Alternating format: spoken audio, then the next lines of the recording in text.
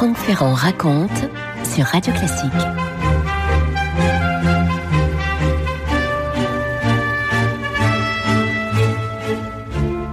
Nous sommes en plein hiver, le 28 janvier 1393. Je dis bien 1393. Et oui, nous partons là à la fin du XIVe siècle. Et cette journée du 28 janvier commence dans l'excitation à l'hôtel Saint-Paul.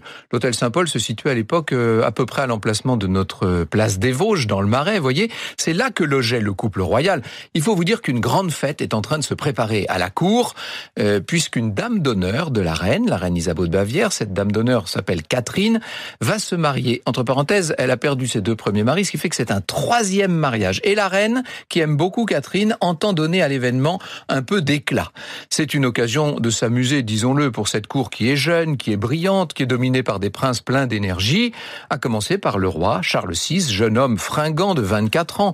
Il est grand, beau, athlétique, avec des cheveux très clairs, un regard pétillant. Bref, c'est le roi idéal. Son frère Louis d'Orléans n'a pas tout à fait 21 ans. Lui aussi est plein d'énergie, plein d'ambition. Il est marié à une très jolie princesse italienne, Valentine Visconti, dont tout le monde est plus ou moins amoureux. Bref, vous voyez l'ambiance dans cette cour. Les préparatifs vont bon train. À première vue, tout le monde s'amuse. La vérité, c'est qu'on n'a pas l'esprit aussi tranquille qu'on en a l'air. Parce que, il faut bien vous dire que ce règne de Charles VI, qui jusqu'alors avait paru tellement prometteur, ce règne a été marqué quelques mois plus tôt par un événement effrayant, mystérieux, par un événement tout à fait déconcertant et qui a jeté tout le royaume dans le doute. C'était le 5 août 1392, donc vous voyez, on est 6-7 mois plus tôt, et ce jour-là, le roi, qui a été malade un petit peu avant, qui a été très soucieux, je ne vais pas entrer dans les détails politiques de l'époque, le roi est en train de conduire une expédition punitive contre le duc de Bretagne. Il est donc en train de chevaucher avec une troupe à travers le Maine, il est en train d'entrer dans une forêt, la célèbre forêt du Mans, il fait une chaleur terrible, le soleil est à son zénith, et là, si vous le permettez, je passe la parole, et c'est toujours émouvant de le faire, à monsieur Michelet en personne. Je cite Michelet. C'était le milieu de l'été, les jours brûlants, les lourdes chaleurs d'août. Le roi était enferré dans un habit de velours noir, la tête chargée d'un chaperon écarlate, aussi de velours. Les princes traînaient derrière sournoisement et le laissaient seul afin, disait-il, de lui faire moins de poussière. Seul, il traversait les ennuyeuses forêts du Maine, de méchants bois pauvres d'ombrage, les chaleurs étouffées des clairières et les mirages éblouissants du sable à midi. Comme il traversait ainsi la forêt, un homme de mauvaise mine, sans autre vêtement qu'une cotte blanche, se jette tout à coup à la bride du cheval du roi, criant d'une voix terrible « Arrête, noble roi, ne passe outre, tu es trahi !» On lui fit lâcher la bride, on le laissa suivre le roi et crier pendant une demi-heure. Il était midi, et le roi sortait de la forêt pour entrer dans une plaine de sable où le soleil frappait d'aplomb. Tout le monde souffrait de la chaleur. Un page qui portait la lance royale s'endormit sur son cheval, et la lance tombant alla frapper le casque que portait un autre page. À ce bruit d'acier, à cette lueur aussi, le roi tressaille, tire l'épée, et piquant des deux, il crie « Susan traître, ils veulent me livrer !» Il courait ainsi, l'épée nue sur le duc d'Orléans. Le duc échappa, mais le roi eut le temps de tuer 4 hommes avant qu'on pût l'arrêter. Il fallut attendre qu'il se fût lassé. Alors un de ses chevaliers vint le saisir par derrière, on le désarma, on le descendit de cheval, on le coucha doucement par terre. Les yeux lui roulaient étrangement dans la tête. Il ne reconnaissait personne, il ne disait mot. Le roi ne reviendra véritablement à lui que le lendemain. Vous imaginez cette chose? C'est un accablement terrible qui s'empare du royaume quand la nouvelle vient à se diffuser. Le roi est tombé fou dans la forêt du Mans. Alors c'est une simple crise passagère ou est-ce que le roi va être véritablement désormais aliéné? C'est un avertissement divin, pense la population. On essaie de se faire à l'idée, on se résigne et la vie reprend son cours. Franck Ferrand sur Radio Classique. Alors les semaines, les mois passent et donc arrive cette froide saison marquée par les grandes fêtes de la cour, toujours à peu près au moment du carnaval. Vient donc celle du 28 janvier 1393 pour le mariage de cette dame d'honneur. La journée, je vous l'ai dit, a bien commencé. On ripaille, festivités en tout genre. Et puis, alors que la nuit est tombée, un bal est prévu pour lequel plusieurs hommes de la cour, dont le roi, ont l'intention de faire une grande surprise. Oh, une surprise qui n'en est pas vraiment une, on va faire ce qu'on appelle un charivari. Et cette fois, je passe la parole à Françoise Autran, qui connaît tellement bien cette époque et qui nous dit « La dame de la reine qui se mariait ce jour-là était déjà veuve de 2 maris, certains disent même de 3. L'usage en pareil cas, populaire et défendu, était de faire un charivari. Les garçons en âge de se marier venaient tourner en ridicule ces noces mal assorties par une sérénade grotesque. Ils se déguisaient en bêtes, masqués, cornus, ils faisaient du tapage à la porte des mariés à grand renfort de chaudrons et de cuillères à peau, imitaient les cris des animaux sauvages, notamment du loup, pointaient des cornes vers le mari, tourmentaient les mariés jusqu'à ce qu'un joyeux pot offert par le nouveau ménage apaise cette fureur de la jeunesse. Donc on prépare ce charivari et les garçons en question vont se déguiser en animaux sauvages, ce qui fait qu'ils mettent des espèces de costumes avec des grands poils, ils s'enduisent le corps de poids pour faire tenir tout cela. Le bal déjà bat son plein. On peut imaginer les danses médiévales, les éclats de rire, les coupes qui se remplissent et qui se vident surtout. Et puis soudain donc, les 6 jeunes compagnons déguisés apparaissent dans la grande salle de bal. C'est le charivari qui commence. Il faut vous dire que tous, pour rendre la chose encore plus drôle, pense-t-il, se sont attachés les uns aux autres. Évidemment, par sécurité, étant donné que tout ça est très inflammable, on a mis les torches de côté. Les torches enflammées sont un peu loin des danseurs. Il fait donc assez sombre, ce qui doit sans doute ajouter un peu à l'ambiance irréelle de ce ballet étrange de bêtes affreuses, faussement affreuses. Et puis soudain arrive le jeune frère du roi, le duc d'Orléans, qui ne fait pas partie de la bande, qui ne fait pas partie de la chaîne des jeunes gens. Lui aussi est amusé par la scène, seulement, comme il fait quasiment nuit, il regrette de ne pas voir assez bien les costumes des 6 plaisantins. Alors il prend une torche qui avait été installée au mur et il vient au contact des danseurs. Il éclaire les masques, il éclaire les costumes qui soudain paraissent dans tous leurs détails. Mais je vous l'ai dit, ces costumes sont terriblement inflammables. Et tout à coup, l'un des costumes prend feu. Franck Ferrand sur Radio Classique. Vous imaginez cette scène, ça y est, l'un des jeunes gens vient de prendre feu et celui d'à côté, puisqu'ils sont tous attachés les uns aux autres. Il faut qu'ils arrivent à se défaire de leurs liens pendant que le feu est en train de prendre. C'est horrible, les gens se mettent à crier. Vous imaginez l'effroi dans la salle de bal, bien sûr. Certains fuient la pièce à toutes jambes. C'est le cas notamment de la reine Isabeau, que ces dames ont extraite, si je puis dire, parce qu'elle attend un enfant. C'est terrible ce qui est en train de se passer. Il y a un chroniqueur qui écrira « Le feu pénétra leurs parties intérieures jusqu'à l'intérieur du nombril. Leurs organes génitaux avec leurs verges viriles qui tombaient par morceaux ensanglantaient le pavé de la salle. » Vous voyez que en cette toute fin du XIVe siècle, les imaginations sont vite enfiévrées. L'un des hommes déguisés a le bon réflexe. Il a réussi déjà à sortir de la chaîne. Il va s'élancer dans une pièce toute proche où on est en train de faire la plonge et il saute dans un grand bac rempli d'eau. On lui est sauvé. Et le roi, me direz-vous? Eh bien, le roi est en grand danger. Sauf que tout près de lui se trouve la jeune duchesse de Berry, donc la très jeune femme d'un de ses oncles. Elle se saisit de sa propre traîne et à toute vitesse, elle va envelopper le jeune homme qui est donc passé très près de la catastrophe. Elle est toute émue, il faut l'imaginer, elle-même elle est toute haletante et elle demande à celui qu'elle vient de sauver « Mais qui êtes-vous? Il est l'heure que vous vous nommiez » et il répond « Je suis le roi ». On peut imaginer l'émotion de la jeune femme. Le maître du royaume, d'une certaine manière, lui doit probablement sa survie. Ce ne sera pas le cas de tous. Tous n'auront pas la même chance. 4 jeunes participants vont périr dans cette affaire. Le comte de Joigny, Yvain de Foix, Hugues de Guizet et Charles de Poitiers. Tous les 4 sont morts. Vous imaginez, c'était effroyable.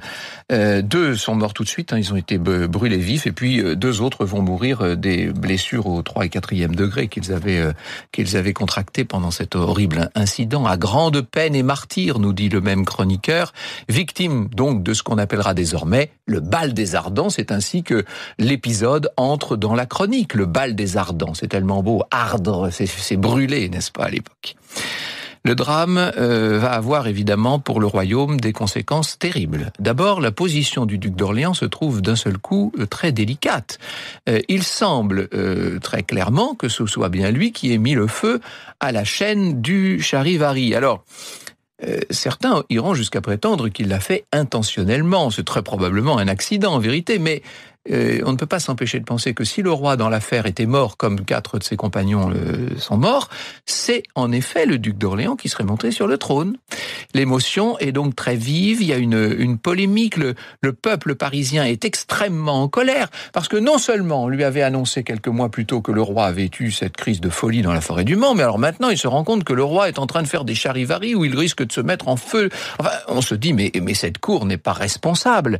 Quant aux oncles du roi, et eux jouent un rôle très important, ils n'étaient pas restés à la fête, ils ont assisté au mariage, et ensuite ils se sont éclipsés. Ils n'étaient pas présents lors de l'incendie, ce qui leur permet d'autant plus facilement de fustiger ce duc d'Orléans, objet désormais de tous les reproches. Il faut agir pour tenter d'apaiser tout le monde.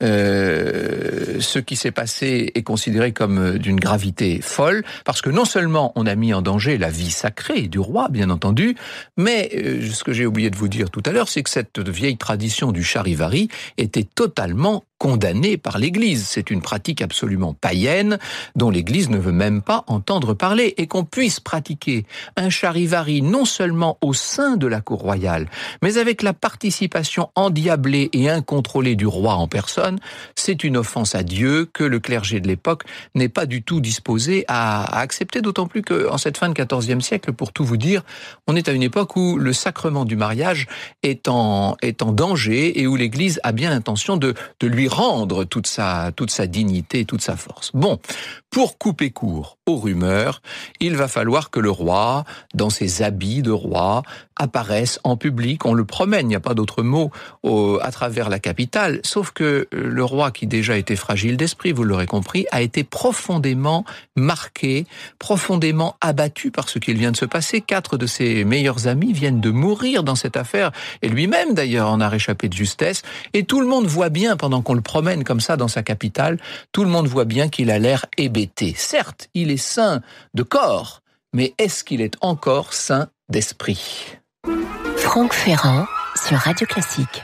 Alors on va faire une sorte de réparation publique, une procession si vous le voulez, précédée par une célébration religieuse à la cathédrale Notre-Dame.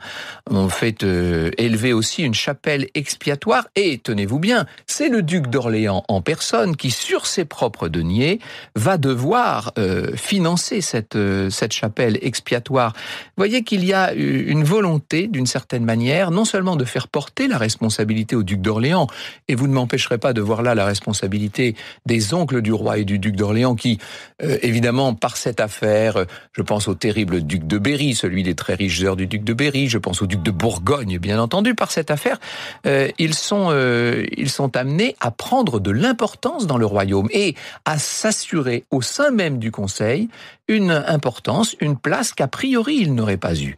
Donc, évidemment, on essaie de faire porter le chapeau au duc d'Orléans. On en profite pour expliquer que le roi, vous voyez bien, doit être d'une certaine manière mis sous tutelle. C'est assez terrible tout ça. Alors il y en a aussi qui sont, disons-le, qui se réjouissent de ce qui s'est passé, parce que la cour était arrivée à un niveau de débauche, à un niveau d'excès. Cette jeune cour qui ne pensait qu'au plaisir, qu'aux amusements, ça permettra peut-être, dit-on, de mettre un peu d'ordre. Hugues de Guizet, l'une des victimes, le jeune Hugues de Guizet, ne fait pas beaucoup de regrets, ne laisse pas derrière lui beaucoup de regrets. On dit qu'il traitait très mal ses domestiques, qu'il les considérait littéralement comme des chiens. Et là encore, l'idée d'une punition divine ne peut pas ne pas venir à l'esprit de ceux qui voient la main de Dieu dans tout ce qui se passe dans le royaume. Sur le passage des restes de Hugues de Guizet, qui sont transportés sur ces terres, on raconte que certains auraient hurlé des « aboie, chien, aboie », parce que c'était la façon dont il avait l'habitude de s'adresser à certains de ses domestiques lorsqu'il avait trop bu. Et après tout, le fait est, ça c'est incontestable, personne ne peut dire le contraire, le fait est que non seulement Hugues de Guizet, mais tous ceux qui sont morts, tous ceux qui ont subi cet incident sont morts déguisés en bêtes. Ils portaient des cornes de diable, ils portaient des queues de diable, ils étaient velus comme des bêtes. Ce bal des Ardents, qui intervient donc moins de 6 mois après la terrible crise de la forêt du Mans, commence évidemment à interroger les gens, non seulement à l'intérieur du royaume, bien entendu, mais aussi hors des frontières.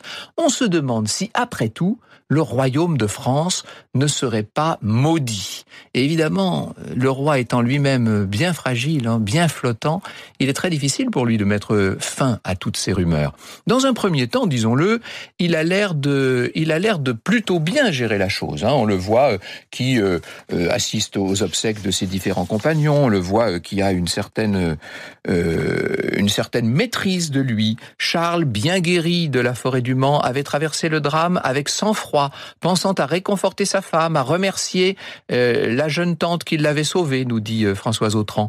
Il accueillit avec calme le duc d'Orléans venu demander son pardon. C'est seulement à ses oncles le lendemain qu'il se montra encore tout effrayé, ça c'est Froissart qui nous dit ça, car il ne se pouvait avoir de l'imagination quand il pensait au péril où il avait été, courroucé aussi par la mort de ses amis.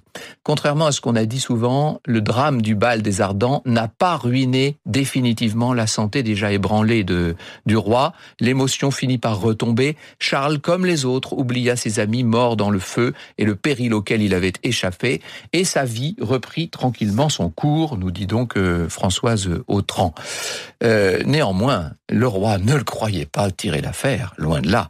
Dès le mois de juin 1393, ce que je viens de vous raconter se passe à la fin du mois de janvier, mais dès le mois de juin, un nouvel accès de folie va de nouveau prendre le roi, et de nouveau il faut l'attacher sur son siège, sinon il casse tout ce qu'il y a autour de lui, il se jette sur les gens, etc. Il y en a une seule qui arrive à l'apaiser, c'est la petite Ondeline de Champ d'Hiver, qui va être sa maîtresse attitrée jusqu'à la fin du règne, et qu'on a trouvé d'une certaine manière pour essayer de l'apaiser dans les moments où le roi n'est plus contrôlable. Ça va être une terrible et une longue série de crises de folie, avec certes des rémissions, mais avec des moments qui sont affreux. Et vous ne pouvez pas empêcher les gens à la cour de parler, vous ne pouvez pas empêcher le peuple de s'informer. Et petit à petit, le royaume entier, et au-delà du royaume, l'Europe et le monde entier, savent que le roi de France est folle, comme on disait à l'époque. Il est devenu fou, le pauvre.